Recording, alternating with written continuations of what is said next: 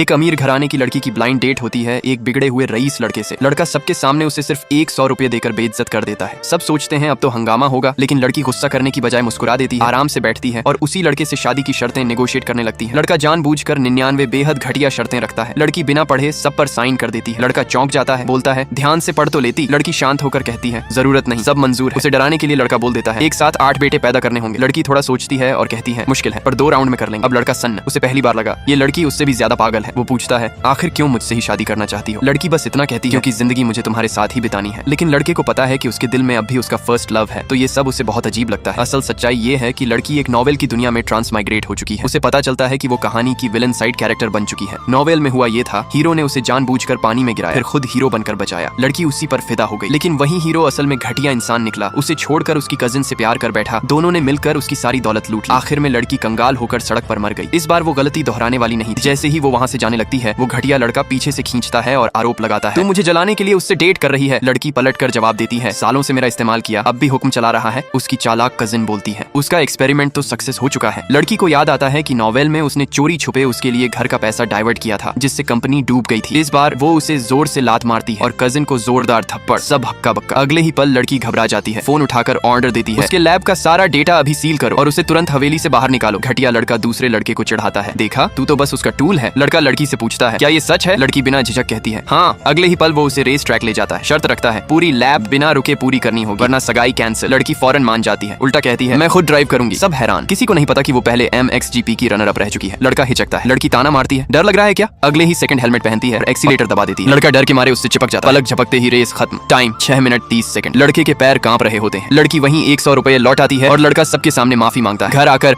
वो अपने माता पिता को सब बताती है। माता पिता खुशी से भूले नहीं समाते। उधर चालाक कजिन शेखी बघाड़ती है कल वो विदेशी फैक्ट्री से डील साइन करेगा और उसे तो बुलाया भी नहीं गया। उसे नहीं पता कि पैसा लड़की का है, उसके बिना डील नामुमकिन है। थोड़ी देर बाद वो घटिया लड़का कॉल करता है आखिरी मौका दे रहा हूँ, तुरंत 20 बिलियन ट्रांसफर कर दे। लड़की कहती है इंतजार करो। अगले दिन वो खुद सेलिब्रेशन पार्टी में पहुंचती है। सब उसे नीचा दिखाते हैं। वो मुस्कुराकर कहती है लैब सील हो चुका है, सबको निकाल दिया गया है। लड़का घबरा जाता है, ब्लफ कर रही है। तभी लड़की बोलती है क्योंकि इस लैब का असली मालिक तुम कभी थे ही नहीं।